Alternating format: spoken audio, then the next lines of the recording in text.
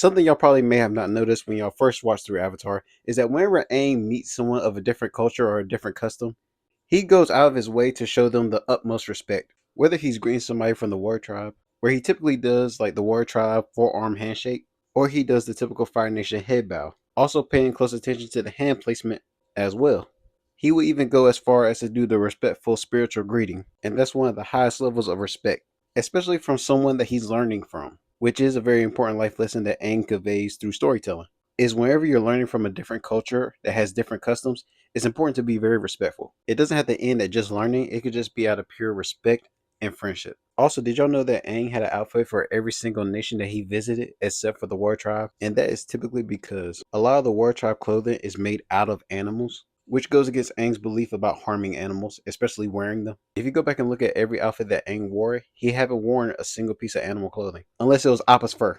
What I love so much about Avatar The Last Airbender is the absolute creativity that Aang was able to incorporate with his airbending. To simply show how much of a master that he was, we don't see any of these other airbending feats that any other airbender in the series do.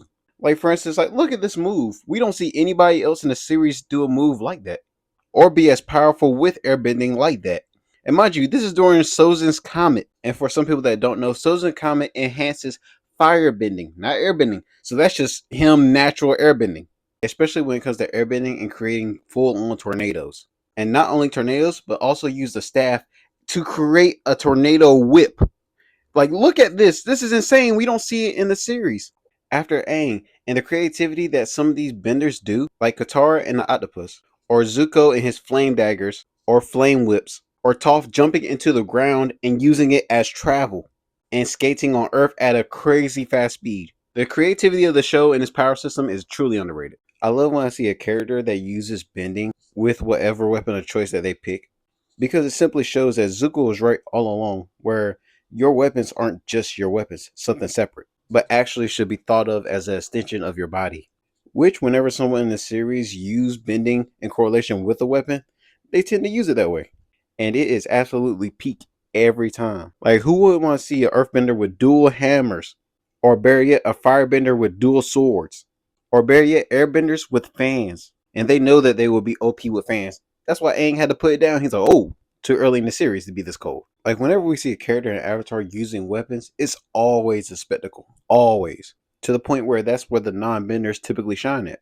But overall, bender or not, Avatar's display and choreography in regards to each particular weapon and how they are used is truly underrated. And also, let me know if y'all like when they use weapons as well, because I can't be the only one. The things Aang was able to do with just airbending is absolutely underrated. Like with him being able to make a tornado in literally like a blink of an eye. And they are typically never small tornadoes. They are usually on like an absolutely large scale, like able to cover entire monster scale. And his attack power with airbending is so powerful, he was literally able to destroy a flying flaming boulder that was twice the size of Appa and literally turn it into dust. And then on top of that, the choreography of the show is truly underrated. More people should just talk about it, and not just of Aang and Zuko, because the fight choreography of Roku and Sozin and how their form is was also great, even though we saw it for a short time period. And of course, an absolutely iconic one is the combination that Zenfu put out against Toph. Truly iconic. And of course, one of the first fight scenes that we saw that got almost everyone hooked, which was the Zuko and Zhao fight, which the choreography was peak. Well, peak may be an exaggeration, but you know what I mean when y'all first saw it. And it feels good to watch the parallels of Aang's growth from being a master airbender to be a master of all elements and their cultures. That's what makes Avatar the best. Hello, Zuko here.